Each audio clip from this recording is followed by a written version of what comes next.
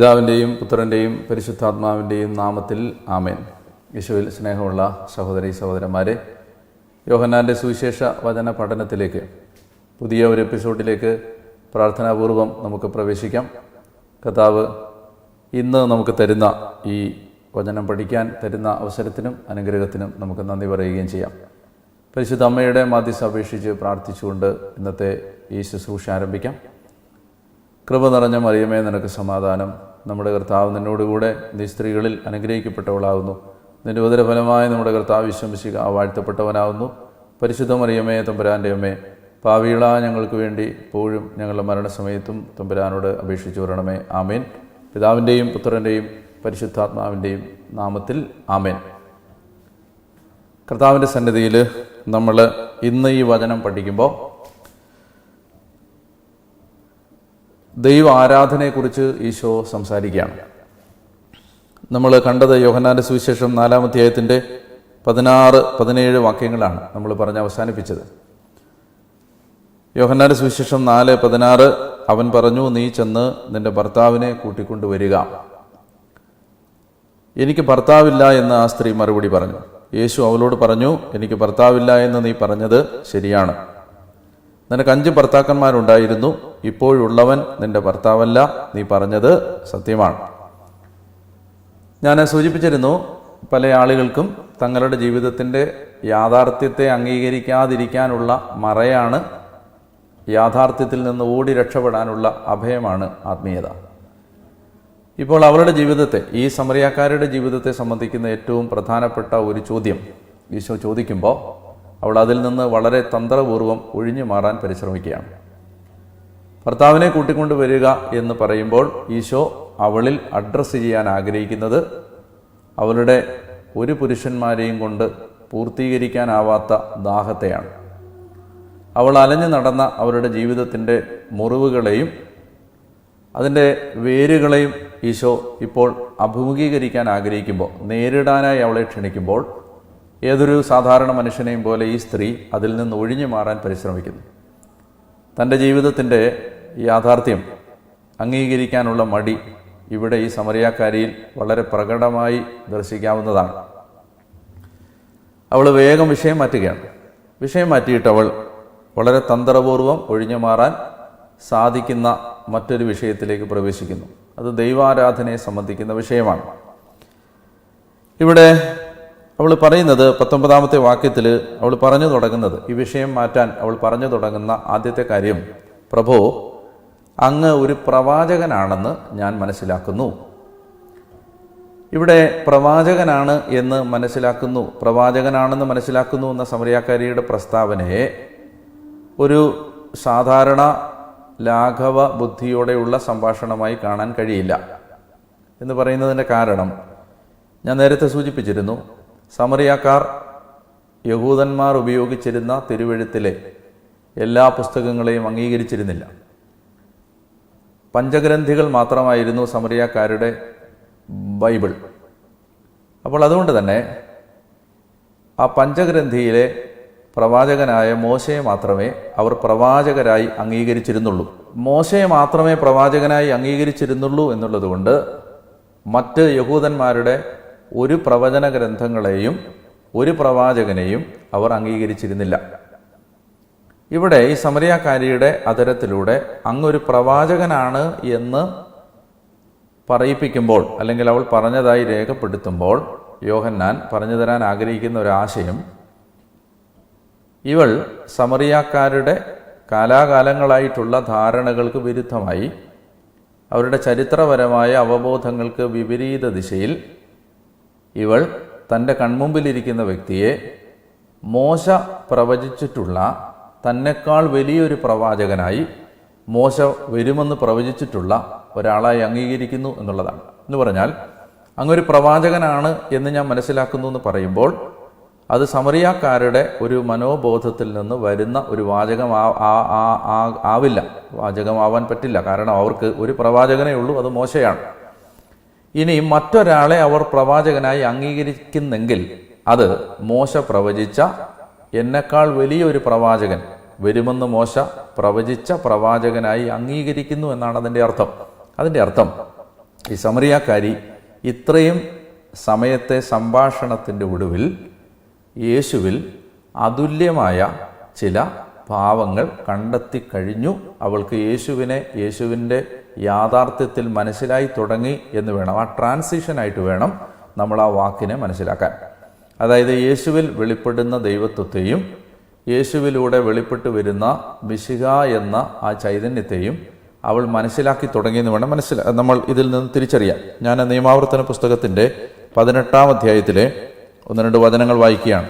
മോശ പ്രവചിച്ചിരുന്നു, എന്നെക്കാൾ വലിയ ഒരു പ്രവാചകൻ വരും, അവൻ്റെ വാക്കാണ് നിങ്ങൾ കേൾക്കേണ്ടത്.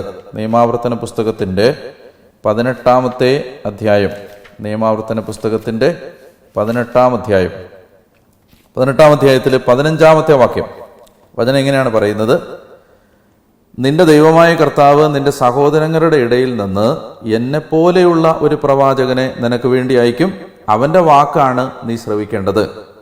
ഇനി ഈ 18-ാം അധ്യായത്തിൻ്റെ 18-ാമത്തെ വാക്യം, അവരുടെ സഹോദരന്മാരുടെ ഇടയിൽ നിന്ന് നിന്നെപ്പോലെയുള്ള ഒരു പ്രവാചകനെ ഞാൻ അവർക്ക് വേണ്ടി അയക്കും, എൻ്റെ വാക്കുകൾ ഞാൻ അവൻ്റെ നാവിൽ നിക്ഷേപിക്കും, ഞാൻ കൽപ്പിക്കുന്നതെല്ലാം അവൻ അവരോട് പറയും, എൻ്റെ നാമത്തിൽ അവൻ പറയുന്ന എൻ്റെ വാക്കുകൾ ശ്രവിക്കാത്തവരോട് ഞാൻ തന്നെ പ്രതികാരം ചെയ്യും.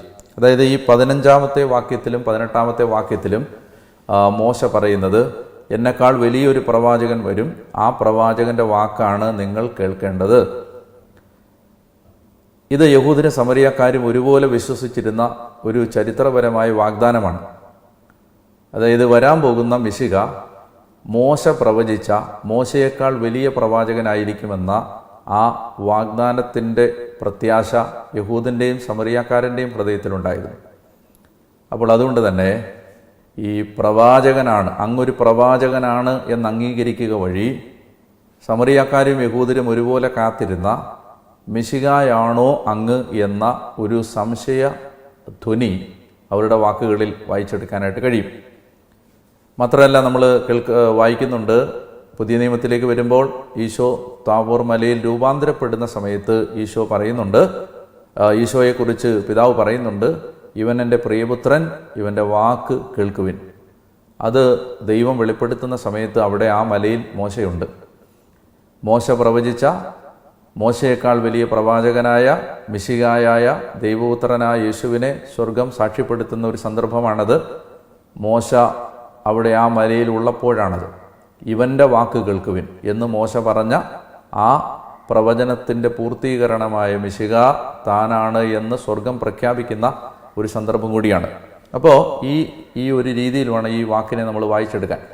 അപ്പോൾ അതായത് ഈ പ്രവാചകൻ, അങ്ങൊരു പ്രവാചകനാണ് എന്ന് പറയുമ്പോൾ സമറിയാക്കാരിയുടെ മനോമണ്ഡലത്തിൽ എവിടെയോ യേശുവിൻ്റെ ഒരു മനുഷ്യഭാവത്തിനപ്പുറമുള്ള മിശിഹ എന്ന യാഥാർത്ഥ്യം അവൾ അംഗീകരിച്ചു തുടങ്ങി എന്ന് വേണം നമ്മൾ മനസ്സിലാക്കാൻ.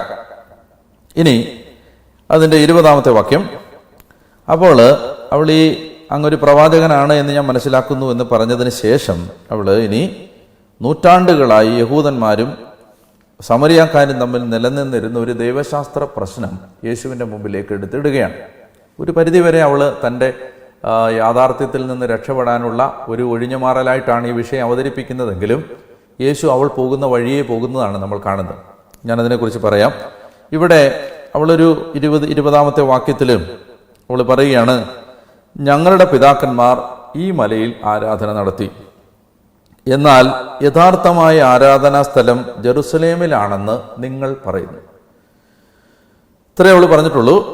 അടുത്തൊരു ചോദ്യം ചോദിച്ചിട്ടില്ല, ഏതാണ് യഥാർത്ഥ ആരാധനാ സ്ഥലം എന്ന് അവൾ ചോദിക്കുന്നില്ല. പക്ഷെ ആ നൂറ്റാണ്ടുകളായിട്ടുള്ള കോൺട്രവേഴ്ഷ്യലായ ആ വിവാദ വിഷയമായ ദൈവശാസ്ത്ര പ്രശ്നം അവൾ അവതരിപ്പിക്കുകയാണ്. ഞങ്ങളുടെ പിതാക്കന്മാർ ഈ മലയിൽ എന്ന് പറഞ്ഞാൽ ഗെരിസീം മലയിൽ, സമറിയായിലുണ്ടായിരുന്ന ഒരു മലയാണ് ഗെരിസീം മല. ആ മലയിലാണ് സമറിയാക്കാർ ബലിയർപ്പിച്ച് ആരാധന നടത്തിയിരുന്നത്. അവിടെ ഗെരിസീം മലയിൽ സമറിയാക്കാരുടെ ക്ഷേത്രം ഉണ്ടായിരുന്നു. അപ്പോൾ അവൾ പറയുകയാണ്, ഇവിടെയാണ് ആരാധിക്കേണ്ടതെന്ന് ഞങ്ങളുടെ പിതാക്കന്മാർ ഞങ്ങളെ പഠിപ്പിച്ചിട്ടുണ്ട്. എന്നാൽ നിങ്ങൾ പറയുന്നു ജെറുസലേമിലാണ്, ജെറുസലേം ദേവാലയത്തിലാണ് ദൈവത്തെ ആരാധിക്കേണ്ടത്. അപ്പോൾ ഇതിലെ ഏതാണ് യഥാർത്ഥമായ ആരാധനാ സ്ഥലം? ഇപ്പോൾ അവൾ ചോദിക്കുന്നത് ആരാധനാ സ്ഥലം ഏതാണ്, ശരിക്കും ദൈവം അംഗീകരിച്ച ആരാധനാ സ്ഥലം ഏതാണ്? ഇവിടെ ഈശോ അവളോട് പറയുന്ന മറുപടി ഇങ്ങനെയാണ്: സ്ത്രീയെ, എന്നെ വിശ്വസിക്കുക. ഇത് തൊട്ടു മുമ്പ് പ്രവാചകൻ എന്ന് പറഞ്ഞ ആ വചനത്തിൻ്റെ തുടർച്ചയാണിത്. നീ എന്നിൽ വിശ്വസിച്ച് തുടങ്ങിയിട്ടുണ്ട്, നീ എന്നിൽ ആഴമായി വിശ്വസിക്കുക. ഞാൻ പറയുന്ന വാക്കുകൾ വിശ്വസിക്കുക. ഇവൻ്റെ വാക്ക് കേൾക്കണമെന്നാണ് മോശ പറഞ്ഞിട്ടുള്ളത്. അപ്പോൾ അവളത് അംഗീകരിച്ച് തുടങ്ങിയിട്ടുണ്ട്. അതുകൊണ്ടാണ് അവൾ ഈ യേശുവിനോട് ഈ അഭിപ്രായം ചോദിക്കുന്നത്. അപ്പോൾ ഈശോ പറയുകയാണ്: സ്ത്രീയെ, ഇതിപ്പോൾ നീ അംഗീകരിക്കുക, എന്നെ വിശ്വസിക്കുക. ഈ മലയിലോ ജെറുസലേമിലോ നിങ്ങൾ പിതാവിനെ ആരാധിക്കാത്ത സമയം വരുന്നു. ഈ മലയിലോ ജെറുസലേമിലോ നിങ്ങൾ പിതാവിനെ ആരാധിക്കാത്ത സമയം വരുന്നു. ഈ മലയിൽ, ഗെരിസീം മലയിൽ പിതാവിനെ ആരാധിക്കാത്ത സമയം വരുന്നു. ഇത് പറയുമ്പോൾ, അല്ലെ, സമറിയാക്കാരി ഈ വിഷയം എടുത്ത് അവതരിപ്പിക്കുമ്പോൾ നമ്മൾ സാധാരണ ഒരു വായനയിൽ കാണുന്നതിനപ്പുറത്തുള്ള ആഴമുള്ള ഒരു വിദ്വേഷം കലർന്ന മുറിവ് ഈ സ്ത്രീയുടെ വാക്കുകളിലുണ്ട്. അതിൻ്റെ കാരണമെന്ന് പറയുന്നത് ഒരു ചരിത്രപരമായ മുറിവേറ്റ ഓർമ്മ സമറിയാക്കാരുടെ മനസ്സിലുണ്ടായിരുന്നു. BC 129 യഹൂദ രാജാവായിരുന്ന ഹൈർക്കാനസ് ഗെരിസീം മലയിലുണ്ടായിരുന്ന സമറിയാക്കാരുടെ ആരാധനാ സ്ഥലം സമ്പൂർണമായി നശിപ്പിച്ചു കളഞ്ഞു. BC 129 യഹൂദ രാജാവായിരുന്ന ഹെർക്കാനൂസ് നശിപ്പിച്ചു കളഞ്ഞ ഈ ആരാധനാ സ്ഥലം, ആ ഓർമ്മ വിദ്വേഷം കലർന്ന, മുറിവ് കലർന്ന ഒരോർമ്മയായിരുന്നു സമറിയാക്കാരുടെ മനസ്സിൽ. ഓരോ യഹൂദനും ജെറുസലേമിലെ ആരാധന കഴിഞ്ഞ് യൂദയായിൽ നിന്ന് ഗലീലയിലേക്ക് മടങ്ങിപ്പോകുമ്പോൾ സമരിയായിലൂടെയുള്ള പാത തിരഞ്ഞെടുത്താൽ അവർ തടഞ്ഞു നിർത്തുകയും ആരാധനയ്ക്ക് പോയി തിരിച്ചു വരുന്ന യഹൂദനെ വഴി തടഞ്ഞ് വിടാതിരിക്കുകയും ചെയ്തതിൻ്റെ ചരിത്രപരമായ കാരണങ്ങളിലൊന്ന് ഈ സമരിയാക്കാരുടെ ആരാധനാലയം യഹൂദ രാജാവ് തകർത്തതായിരുന്നു. അപ്പോൾ ഏതാണ് യഥാർത്ഥ ആരാധനാ സ്ഥലം എന്ന സമറിയാക്കാരുടെ ചോദ്യത്തിൻ്റെ പശ്ചാത്തലത്തിൽ സമറിയാക്കാരുടെ മനസ്സിൽ കാലാകാലങ്ങളായി കിടന്ന ഈ മുറിവേറ്റ ഓർമ്മകളുമുണ്ട്. അപ്പോൾ ഈശോ അവളോടൊരു സമാധാനം പറയാൻ പോവാണ്. അതായത്, ഇപ്പോൾ നിങ്ങൾ ആരാധനാ സ്ഥലമെന്ന് കരുതിയിരുന്ന ഗെരിസീം മലയിലെ ആരാധനാലയവും ആരാധനയുടെ സങ്കേതങ്ങളും തകർക്കപ്പെട്ടു. എന്നാൽ നീ ഒരു കാര്യം മനസ്സിലാക്കുക. ഇപ്പോൾ ഞാൻ നിന്നോട് ഈ കിണറ്റിൻകരയിൽ വെച്ച് നിന്നോട് സംസാരിക്കുന്നതിന് ഏതാണ്ട് 150 വർഷം മുമ്പ്, ഏതാണ്ട് ഒരു 1.5 നൂറ്റാണ്ട് മുമ്പ് നിൻ്റെ ആരാധനാലയം തകർക്കപ്പെട്ടു. ഞാൻ നിന്നോട് സംസാരിക്കുന്നതിൻ്റെ ഒരു 40 വർഷം കഴിയുമ്പോൾ, ഒരു 4 പതിറ്റാണ്ട് കഴിയുമ്പോൾ ജെറുസലേമിലെ യഹൂദൻ്റെ ആരാധനാലയവും തകർക്കപ്പെടും. കഥ പറയുകയാണ്, ഈ മലയിലോ ജെറുസലേമിലോ പിതാവിനെ ആരാധിക്കാത്ത സമയം വരുന്നു. അതായത്, ഈ ആരാധനാലയങ്ങൾ തകർക്കപ്പെടും. ഒന്ന്, നിൻ്റെ ആരാധനാലയം തകർക്കപ്പെട്ടു. 2, യഹൂദൻ്റെ ആരാധനാലയം അധികം വൈകാതെ തകർക്കപ്പെടുകയും ചെയ്യും. ഈ 2 ആരാധനാ സ്ഥലങ്ങളും ആരാധനായോഗ്യമല്ലാതായി മാറുമ്പോൾ മൂന്നാമതൊരു ആരാധനാ സങ്കേതം രൂപപ്പെടും. അത് നമ്മൾ 2-ാം അധ്യായത്തിൽ ചർച്ച ചെയ്തിരുന്നു. ഉത്ഥിതനായ യേശുവിൻ്റെ ശരീരമാണ് ആ ആലയം. ആ ഉത്ഥിതനായ യേശുവിൻ്റെ ശരീരത്തെ, ഉത്ഥിതനായ യേശുവിനെ 2-3 പേർ വിശ്വാസത്തിൽ ഒരുമിച്ച് കൂടി ആരാധിക്കുന്ന എല്ലാ ഇടങ്ങളും, ലോകത്തുള്ള എല്ലാ ഇടങ്ങളും ആരാധനാലയങ്ങളായി രൂപപ്പെടും. അപ്പോൾ ഇതിനെക്കുറിച്ചുള്ള സൂചനയാണ് ഇവിടെ ഈശോ അവളോട് പറയുന്നത്. യേശു പറഞ്ഞു, സ്ത്രീയെ, എന്നെ വിശ്വസിക്കുക, ഈ മലയിലോ ജെറുസലേമിലോ നിങ്ങൾ പിതാവിനെ ആരാധിക്കാത്ത സമയം വരുന്നു. ഇതുവരെ ഉണ്ടായിരുന്ന മനുഷ്യൻ്റെ ആരാധനാ സങ്കല്പങ്ങൾ അനുസരിച്ച് ദൈവം ഒരു സ്ഥലത്ത് പരിമിതപ്പെട്ട ആളാണ്. യഹൂദനെ സംബന്ധിച്ച് ദൈവം എവിടെയെന്ന് ചോദിച്ചാൽ ജെറുസലേം ദേവാലയം ചൂണ്ടിക്കാണിച്ചുകൊണ്ടിരുന്ന ഒരു ബോധം. അപ്പോൾ ഇവിടെ ഈ പുതിയ ആരാധനാ രീതിയുടെ ഒരു സമ്പ്രദായം അനുസരിച്ച് ഇനി ആരാധന ഒരു പ്രത്യേക സ്ഥലത്തോട് ബന്ധിതമല്ല, ഒരു പ്രത്യേക രീതിയോട് ബന്ധിതമല്ല. അപ്പോൾ ഇതിനെക്കുറിച്ച് ഈശോ വിശദമായിട്ട് ഇനി സംസാരിക്കാൻ പോവുകയാണ്. ഇവിടെ നമ്മൾ മനസ്സിലാക്കേണ്ട ഒരു കാര്യം, ഈ പൈശാചിക അരൂപികൾ എപ്പോഴും ദേശത്തോട് ബന്ധിക്കപ്പെട്ടവയാണ്. Spirits, unclean spirits, evil spirits are territorial. അവരൊരു സ്ഥലത്തോട് കെട്ടപ്പെട്ടവരാണ്. പൈശാചിക അരൂപികൾ. ഉദാഹരണത്തിന് ഈ പിശാചിനെ ബഹിഷ്കരിച്ച് പന്നികളിലേക്ക് അയക്കുന്ന ഭാഗം വരുന്ന സമയത്ത് ആ പിശാചുക്കൾ യേശുവിനോട് ഇങ്ങനെ അപേക്ഷിക്കും, ഞങ്ങളെ ഈ സ്ഥലത്ത് നിന്ന് പറഞ്ഞയക്കരുതേ. അതിൻ്റെ കാരണം എന്ന് പറഞ്ഞാൽ സ്പിരിറ്റ്സ് ആർ ടെറിറ്റോറിയൽ. അതായത് ഒരു ടെറിറ്ററിയിലാണ് ആ സ്പിരിറ്റിൻ്റെ ആധിപത്യം. ആ ടെറിറ്ററി വിട്ടാൽ ആ സ്പിരിറ്റിന് ഡൊമീനിയൻ ഇല്ല. അപ്പോൾ അതുകൊണ്ട് പറയുകയാണ്, ഈ സ്ഥലത്ത് നിന്ന് ഞങ്ങളെ പറഞ്ഞയക്കരുത്. Spirits are territorial, evil spirits are territorial, but holy spirit is not territorial. പരിശുദ്ധാത്മാവ് സ്ഥലബന്ധിതമായ ഒരാത്മാവല്ല. പരിശുദ്ധാത്മാവ് എല്ലാ സ്ഥലത്തും ഒരുപോലെ സന്നിഹിതനാകുന്ന ദൈവത്തിൻ്റെ ആത്മാവാണ്. അതുകൊണ്ട് ആരാധനകൾ ഇനി സ്ഥലബന്ധിതങ്ങളല്ല. നമ്മൾ ദേവാലയങ്ങളിൽ പോയി ദൈവത്തെ ആരാധിക്കുമ്പോൾ നമ്മൾ ഒരിക്കലും ചിന്തിക്കരുത് ഈ ദേവാലയത്തിൽ മാത്രമേ ദൈവമുള്ളൂ എന്ന്.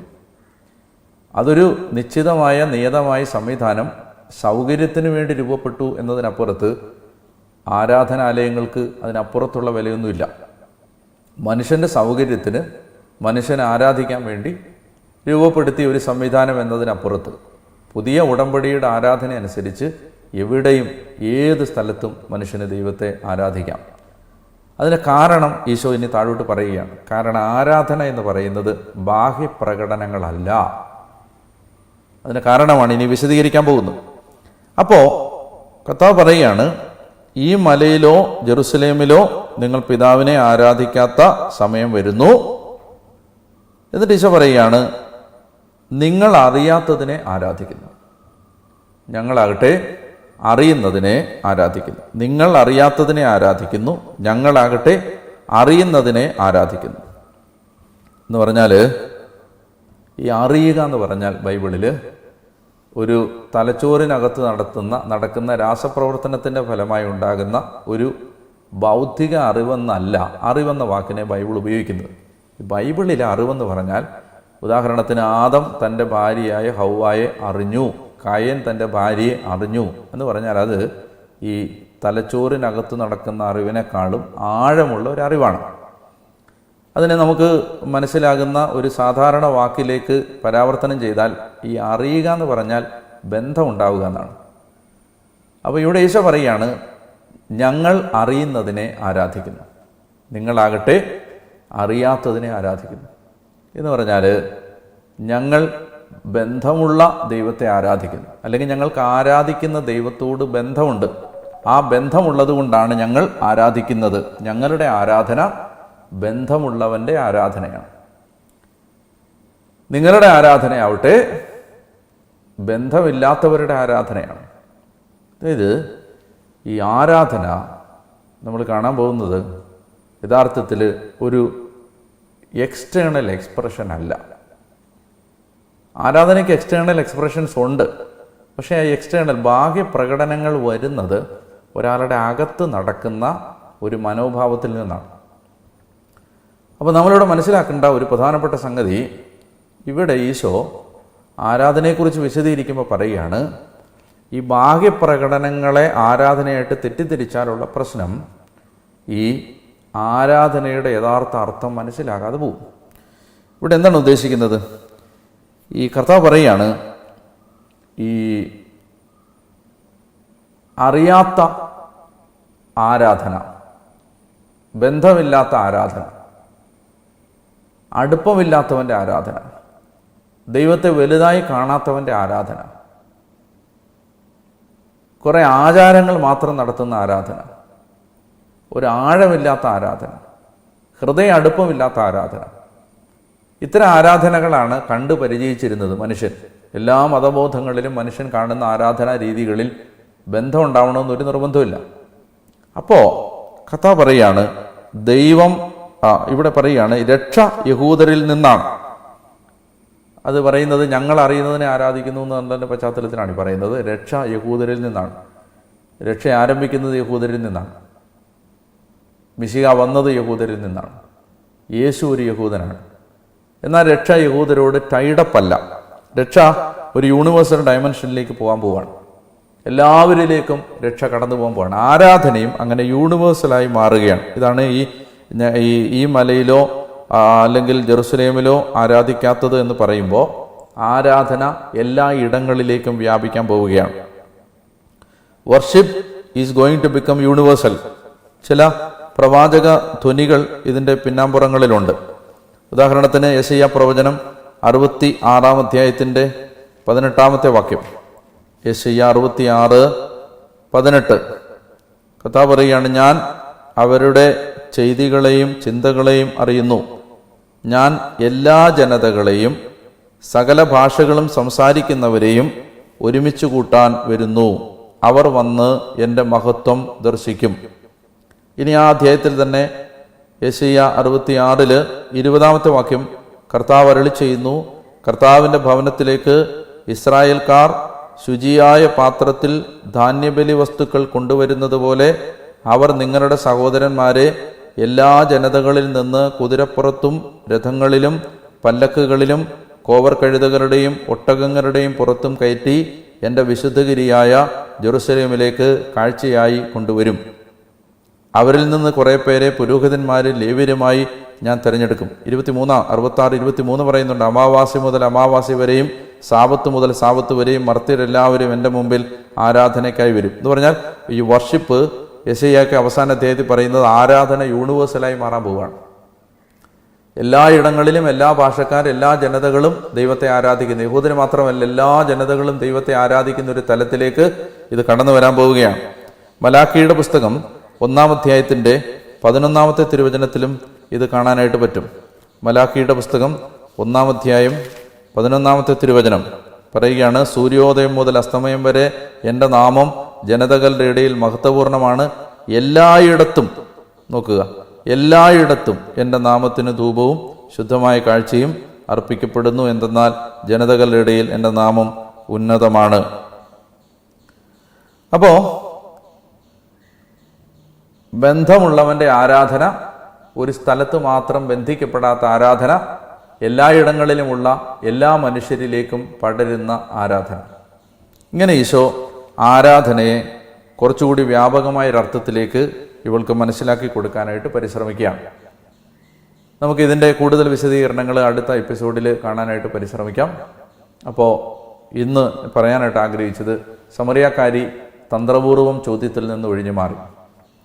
സമറിയാക്കാരി പറഞ്ഞു, നമുക്ക് എൻ്റെ റിയാലിറ്റി ചർച്ച ചെയ്യുന്നതിനപ്പുറം ആരാധന ചർച്ച ചെയ്യാം. നൂറ്റാണ്ടുകളായി യഹൂദരും സമറിയാക്കാരും നിലനിന്നിരുന്ന ഒരു വിവാദ വിഷയം ചർച്ച ചെയ്യാം.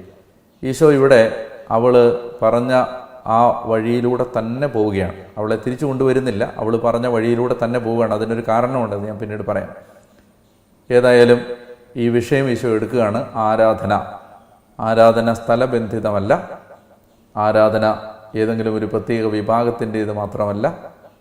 ആരാധന എല്ലായിടത്തും ദൈവത്തെ ആരാധിക്കുന്ന ഒരു സമൂഹം രൂപപ്പെടുന്ന ഒരു തലത്തിലേക്ക് ഉയരാൻ പോവുകയാണ്. യോഹന്നാൻ്റെ സുവിശേഷം 4 അധ്യായം നാം ചിന്തിച്ചുകൊണ്ടിരിക്കുകയാണ്. ഇന്നത്തെ ഈ മണിക്കൂറിൽ കർത്താവിൻ്റെ കരുണയിൽ ആശ്രയിച്ചുകൊണ്ട് നമുക്ക് ഈ സുവിശേഷത്തിൻ്റെ കൂടുതൽ ആന്തരാർത്ഥങ്ങളിലേക്ക് കടന്നു ചെല്ലാനായി പരിശ്രമിക്കാം. പരിശുദ്ധ അമ്മയുടെ മധ്യസ്ഥം അപേക്ഷിച്ച് പ്രാർത്ഥിക്കുകയും ചെയ്യാം. നന്മ നിറഞ്ഞ മറിയമേ സ്വസ്തി, കർത്താവ് അങ്ങയുടെ കൂടെ, സ്ത്രീകളിൽ അങ്ങ് അനുഗ്രഹിക്കപ്പെട്ടവളാകുന്നു. അങ്ങയുടെ ഉദരത്തിൻ ഫലമായ ഈശോ അനുഗ്രഹിക്കപ്പെട്ടവനാകുന്നു. പരിശുദ്ധ മറിയമേ തമ്പുരാൻ്റെ അമ്മേ, പാപികളായ ഞങ്ങൾക്ക് വേണ്ടി ഇപ്പോഴും ഞങ്ങളുടെ മരണസമയത്തും തമ്പുരാനോട് അപേക്ഷിച്ചു വരണമേ. ആമേൻ. പിതാവിനും പുത്രനും പരിശുദ്ധാത്മാവിനും സ്തുതി, ആദ്യം മുതൽ എന്നേക്കും. ആമേൻ. നമ്മൾ യോഹന്നാൻ്റെ സുവിശേഷം 4 അധ്യായത്തിലാണ്. 4 അധ്യായത്തിലെ ഒരുപക്ഷെ ഏറ്റവും പ്രധാനപ്പെട്ട ഒരു ഭാഗത്തേക്ക് നാം കടന്നിരിക്കുന്നു. ഈശോ സമറിയാക്കാരിയുമായുള്ള സംഭാഷണ മധ്യേ ഇവിടെ ആരാധനയെക്കുറിച്ച് സംസാരിക്കുകയാണ്. ആരാധനയെക്കുറിച്ച് സംസാരിക്കുമ്പോൾ കർത്താവ് യഥാർത്ഥ ആരാധനയെ വെളിപ്പെടുത്തുകയും വിശദീകരിക്കുകയും ചെയ്യുന്നു. യോഹന്നാൻ്റെ സുവിശേഷം 4 അധ്യായത്തിൻ്റെ 21 വാക്യം, യേശു പറഞ്ഞു, സ്ത്രീയെ, എന്നെ വിശ്വസിക്കുക. ഈ മലയിലോ ജെറുസലേമിലോ നിങ്ങൾ പിതാവിനെ ആരാധിക്കാത്ത സമയം വരുന്നു. നിങ്ങൾ അറിയാത്തതിനെ ആരാധിക്കുന്നു, ഞങ്ങളാകട്ടെ അറിയുന്നതിനെ ആരാധിക്കുന്നു. എന്തെന്നാൽ രക്ഷ യഹൂദരിൽ നിന്നാണ്. ഞാൻ അത്രയും ഭാഗം വിശദീകരിച്ചിരുന്നു. രക്ഷ യഹൂദരിൽ നിന്നാണ് എന്ന് പറഞ്ഞാൽ അതിൻ്റെ അർത്ഥം രക്ഷ ആരംഭിച്ചത്, രക്ഷയുടെ വഴികൾ നമുക്ക് വേണ്ടി ദൈവം തുറക്കാൻ തിരുമനസ്സായപ്പോൾ അതിന് ആരംഭം കുറിച്ചത് യഹൂദ മതത്തിലാണ്. യേശുക്രിസ്തു യഹൂദ മതത്തിൽ നിന്നാണ് ജാതനാവുന്നത്. യേശുക്രിസ്തു ഒരു യഹൂദനായിരുന്നു. സുവിശേഷം ആരംഭിച്ചത് യഹൂദ മതത്തിലാണ്. അതുകൊണ്ട് തന്നെ യഹൂദ മതത്തോടും യഹൂദരോടുമുള്ള ബന്ധം നമുക്ക് തീർച്ചയായും ഒരു ശത്രുതാ മനോഭാവമല്ല. യഹൂദരെ നമ്മൾ ശത്രുതയിൽ കാണേണ്ടതില്ല. നമ്മൾ ദൈവത്തിൻ്റെ രക്ഷയുടെ വഴിയുടെ ഭാഗമായ സഹോദരങ്ങളാണ്. ഈ അർത്ഥത്തിലൊക്കെയാണ് രക്ഷ യഹൂദരിൽ നിന്നാണ്, യഹൂദരോടൊരകൽച്ച ആവശ്യമില്ല എന്ന ഒരു ആശയം കർത്താവ് ഇവിടെ അവതരിപ്പിക്കുന്നു. ഇതിനുശേഷം 22-ാമത്തെ വാക്യം, നിങ്ങൾ അറിയാത്തതിനെ ആരാധിക്കുന്നു, ഞങ്ങളാകട്ടെ അറിയുന്നതിനെ ആരാധിക്കുന്നു. ഞാനത് പറഞ്ഞിരുന്നു. അറിവ് എന്ന് പറയുമ്പോൾ ഇവിടെ ബന്ധമാണ്. ബന്ധമുള്ളവൻ്റെ ആരാധന, ബന്ധമില്ലാത്തവൻ്റെ ആരാധന, ഈ തരംതിരിവാണ് ഇവിടെ പറയുന്നത്. ഇനി അത് കഴിയുമ്പോൾ 23-ാമത്തെ തിരുവചനം, എന്നാൽ യഥാർത്ഥ ആരാധകർ, ഈശോ യഥാർത്ഥ ആരാധകർ, യഥാർത്ഥ ആരാധന, ഇത് വിശദീകരിക്കുകയാണ്. ഇവിടെ ഈശോ ഉത്തരം പറയുന്നത് സമരിയാക്കാരുടെ ഒരു ചോദ്യത്തിന്, സംശയത്തിന് മറുപടിയായിട്ടാണ്. എന്തായിരുന്നു അവരുടെ ചോദ്യം? അവരുടെ ചോദ്യം ഏതാണ് യഥാർത്ഥ ആരാധനാ സ്ഥലം? അപ്പോൾ ആരാധനാ സ്ഥലം ഏതാണ് എന്ന ചോദ്യത്തിന് ഉത്തരമായി ഈശോ യഥാർത്ഥ ആരാധന എന്താണെന്ന് പറയുകയാണ്. അങ്ങനെ അതിലേക്ക് ഈശോ എത്തുന്നത് നമുക്കറിയാം. ആരാധന സ്ഥലവുമായി ബന്ധപ്പെട്ടതല്ല, സ്ഥലകാല ബന്ധനങ്ങൾക്ക് അതീതമാണ് ആരാധന എന്ന ആശയം പറഞ്ഞുകൊണ്ടാണ്. അപ്പോൾ ഇനി ഈശോയുടെ ഉത്തരവാദിത്തമാണ്, അങ്ങനെയാണെങ്കിൽ എന്താണ് പുതിയ നിയമ ആരാധന? സ്ഥലകാലങ്ങൾക്ക് ബന്ധിതമായി ആരാധനയെ കണ്ടിരുന്ന യഹൂദ സമറിയ മതബോധങ്ങളിൽ നിന്ന് വ്യത്യസ്തമായി എന്താണ് യേശുവിലൂടെ അവതരിപ്പിക്കപ്പെടുന്ന പുതിയ നിയമ ആരാധന എന്ന് വിശദീകരിക്കേണ്ട ബാധ്യത ഇവിടെ യേശുവിനുണ്ട്. അപ്പോൾ അതുകൊണ്ടാണ് ഈശോ യഥാർത്ഥ ആരാധനയെ ഇവിടെ വിശദീകരിക്കുന്നത്. അപ്പോൾ ഈശോ പറയുകയാണ്, യഥാർത്ഥ ആരാധന ആത്മാവിലും സത്യത്തിലുമുള്ള ആരാധനയാണ്. യഥാർത്ഥ ആരാധകർ പിതാവിനെ ആരാധിക്കുന്നത് ആത്മാവിലും സത്യത്തിലുമാണ്. അങ്ങനെയുള്ള ആരാധകരെയാണ് പിതാവ് തേടുന്നത്. എന്നിട്ട് അതിൻ്റെ കാരണം ഈശോ പറയുകയാണ്, ദൈവം ആത്മാവാണ്, അവിടുത്തെ ആരാധിക്കുന്നവർ ആത്മാവിലും സത്യത്തിലുമാണ് ആരാധിക്കേണ്ടത്. അപ്പോൾ നമ്മളതിനെ ഒന്ന് അല്പം വിശദമായി കാണാൻ പരിശ്രമിക്കുകയാണ്. എന്താണ് ആത്മാവിലുള്ള ആരാധന? പല രീതിയിൽ ഇതിനെ മനസ്സിലാക്കാം. പരിശുദ്ധാത്മാവിൻ്റെ ഒരു കൃപാവരത്തിൻ്റെ സഹായത്തോടെ മാത്രമേ ഈശോ പറഞ്ഞു തരുന്ന ഈ ആശയത്തെ പൂർണ്ണമായി ഗ്രഹിക്കാനാവുകയുള്ളൂ. നമുക്കതുകൊണ്ട് പരിശുദ്ധാത്മാവിൽ ആശ്രയിച്ചുകൊണ്ട് അതിനെ ഒന്ന് മനസ്സിലാക്കാനായിട്ട് പരിശ്രമിക്കാം. ചോദ്യം, എന്താണ് ആത്മാവിലുള്ള ആരാധന? ആത്മാവിലെ ആരാധന തീർച്ചയായും ജഡത്തിലെ ആരാധനയ്ക്ക് വിപരീതമാണ്. അപ്പോൾ അതുകൊണ്ട് ആ ഒരു തരംതിരിവാദ്യം മനസ്സിലാക്കാം. എന്താണ് ജഡത്തിലുള്ള ആരാധന? ജഡത്തിലുള്ള ആരാധന എന്ന് പറഞ്ഞാൽ ബാഹ്യമായ ആരാധനാനുഷ്ഠാനങ്ങൾ, ആരാധനയുടെ ബാഹ്യ പ്രകടനങ്ങൾ, ബാഹ്യ പ്രദർശനങ്ങൾ, ബാഹ്യ നടപടിക്രമങ്ങൾ, ഇതാണ് ജഡത്തിലുള്ള ആരാധന. ആരാധനയ്ക്ക് വേണ്ടി മനുഷ്യൻ ചെയ്യുന്ന കാര്യങ്ങൾ, നടത്തുന്ന കർമ്മങ്ങൾ, ഇതൊക്കെ ജഡത്തിലുള്ള ആരാധനയാണ്. ഇപ്പോൾ ഉദാഹരണത്തിന് ശരീരം കൊണ്ട് ആരാധിക്കാമെന്ന് പഠിപ്പിച്ചൊരു മതമാണ് യഹൂദ മതം. അവിടെ നമ്മൾ ആരാധനയുമായി ബന്ധപ്പെട്ട് കാണുന്ന ചില വചനങ്ങളിൽ തല കുനിച്ച് ആരാധിച്ചു എന്നുണ്ട്, കൈകൾ ഉയർത്തി ആരാധിച്ചു എന്നുണ്ട്, കൈകൾ വിരിച്ച് ആരാധിച്ചു എന്നുണ്ട്, മുട്ടുകുത്തി ആരാധിച്ചു എന്നുണ്ട്, സാഷ്ടാംഗം പ്രണമിച്ച് ആരാധിച്ചു എന്നുണ്ട്. അപ്പം ഇങ്ങനെ ആരാധനയുടെ ശരീരഭാഷ വിവരിക്കുന്ന ഒരു പുസ്തകമാണ് ബൈബിൾ.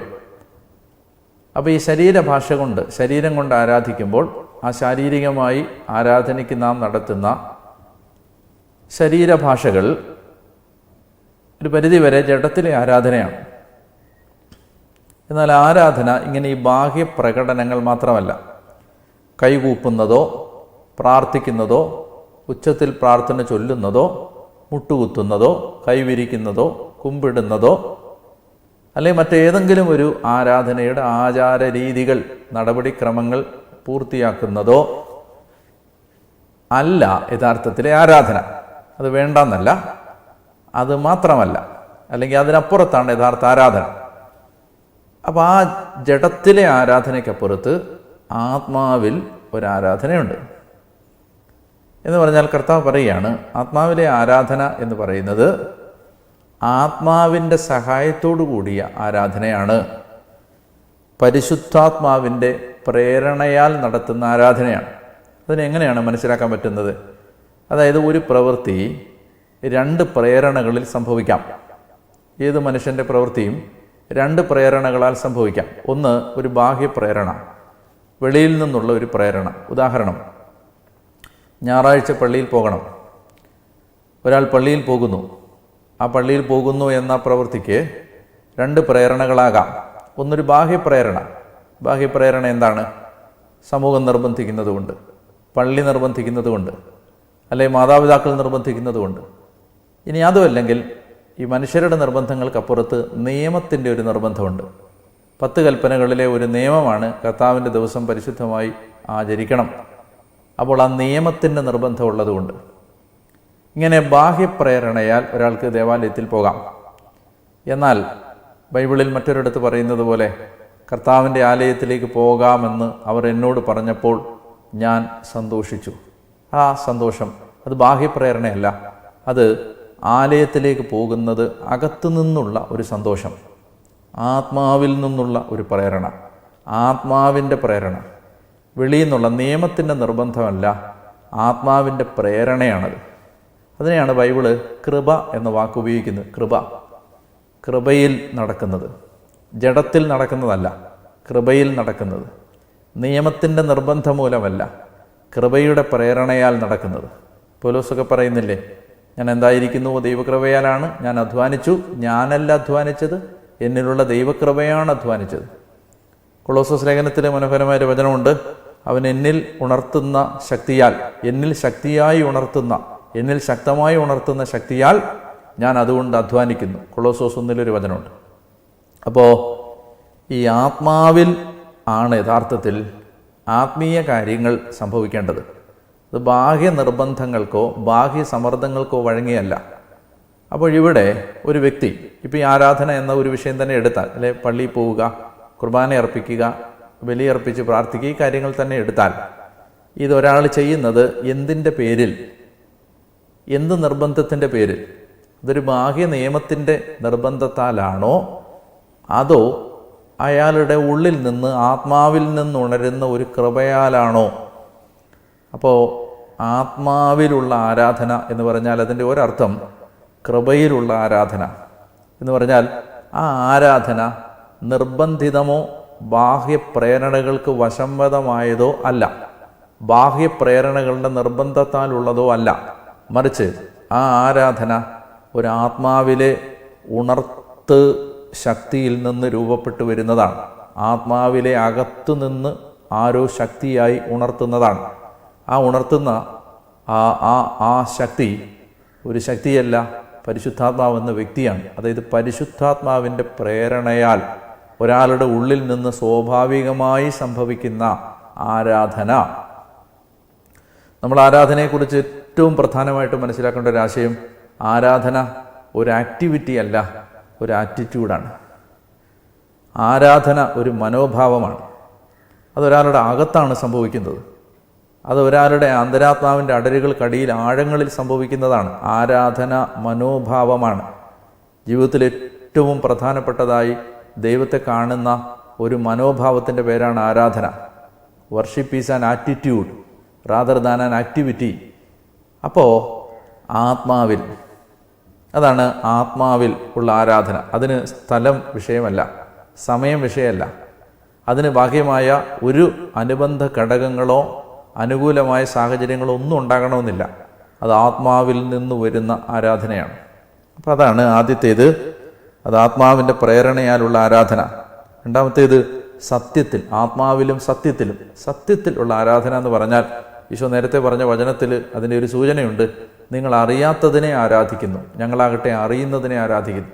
അതായത് ഈ ആത്മാവിലുള്ള ആരാധന വരുന്നത്, ഒരുവൻ്റെ അകത്ത് നിന്നുള്ള ആ ആരാധന രൂപപ്പെടുന്നത് അവൻ്റെ ഒരു സത്യം അറിഞ്ഞതിൻ്റെ വെളിച്ചത്തിലാണ്, ഒരു സത്യത്തിൻ്റെ പ്രേരണയാലാണത്.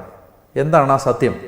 ആ സത്യം യേശു ക്രിസ്തു, ദൈവം എനിക്ക് വേണ്ടി എന്തെല്ലാം ചെയ്തു എന്ന ഒരു മനുഷ്യൻ്റെ സത്യസന്ധമായ തിരിച്ചറിവിൽ നിന്ന് വരുന്ന ഒരു ആത്മാവിലെ പ്രേരണയാണത്.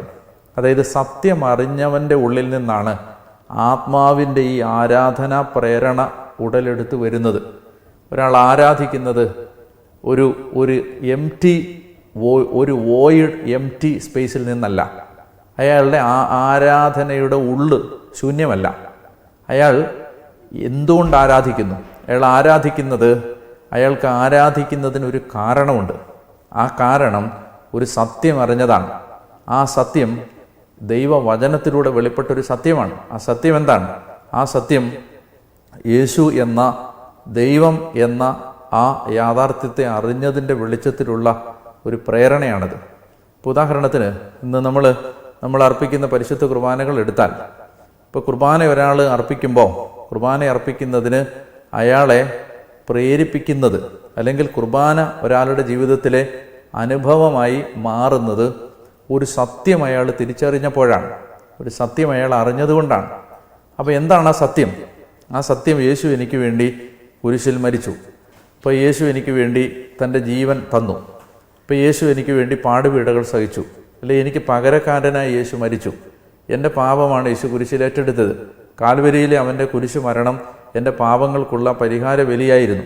അപ്പോൾ ഈ സത്യം, വചനത്തിലൂടെ വെളിപ്പെട്ട ഈ സത്യം തിരിച്ചറിഞ്ഞവന് മാത്രമേ ആത്മാവിൽ നിന്ന് ആരാധനയുടെ പ്രേരണ വരുന്നുള്ളൂ. അപ്പോൾ അതാണ് ആരാധിക്കാൻ അവൻ്റെ ഒരു കാരണമുണ്ട്. ആ കാരണം ഒരു സത്യം അറിഞ്ഞതാണ്. അതാണ് ആത്മാവിലും സത്യത്തിലുമുള്ള ആരാധന എന്ന് പറഞ്ഞാൽ. ചുരുക്കി മറ്റൊരു വാക്യത്തിൽ പറഞ്ഞാൽ, സത്യം തിരിച്ചറിഞ്ഞവൻ ആത്മാവിൻ്റെ പ്രേരണയാൽ നടത്തുന്ന ആരാധനയുടെ പേരാണ് ആത്മാവിലും സത്യത്തിലുമുള്ള ആരാധന. അപ്പോൾ അത് ഒരു നിർബന്ധത്തെ പ്രതിയോ ഒരു നിയമത്തെ പ്രതിയോ നടത്തുന്നതല്ല, മറിച്ച് അത് ആത്മാവിൽ സംഭവിക്കുന്നതും ഒരു സത്യത്തിൻ്റെ തിരിച്ചറിവിൽ സംഭവിക്കുന്നതുമാണ്. മറ്റൊരു വാക്കിൽ പറഞ്ഞാൽ കൃപയും സ്നേഹവും നിറഞ്ഞ ഒരാരാധനയാണത്. വേറൊരു വാക്കിൽ പറഞ്ഞാൽ രക്ഷിക്കപ്പെട്ടവൻ്റെ ആരാധനയാണത്, രക്ഷ അനുഭവിച്ചവൻ്റെ ആരാധനയാണത്. അപ്പോൾ അതുകൊണ്ടാണ് ഈ ആരാധിക്കാൻ രക്ഷ അനുഭവിച്ചവർക്കേ സാധിക്കൂ. ഇപ്പോൾ കുർബാന അനുഭവം ആകുന്നത് ആർക്കാണ്? ഈ രക്ഷ തിരിച്ചറിഞ്ഞവർക്കേ അത് പറ്റൂ. യഥാർത്ഥത്തിൽ പിതാവിനെ ആരാധിക്കാനുള്ള അവകാശം യേശുക്രിസ്തുവിൻ്റെ രക്തത്താൽ നീതീകരിക്കപ്പെട്ടവർക്ക് മാത്രമാണ്. ബാക്കി എല്ലാ വർഷിപ്പും ഈ നിയതമായ അർത്ഥത്തിലെ ഒരു ആരാധനയല്ല. സത്യം അറിയാത്തവരുടെ ആരാധനയും ആത്മാവിലല്ലാത്ത ആരാധനയും സത്യത്തിൽ പുതിയ നിയമ ആരാധനയല്ല. അപ്പോൾ അതാണ് ഇവിടെ ഈശോ ഉദ്ദേശിക്കുന്ന ഏറ്റവും പ്രധാനപ്പെട്ട ഒരു കാര്യം, രക്ഷ അനുഭവിച്ചവൻ്റെ ആരാധനയാണത്.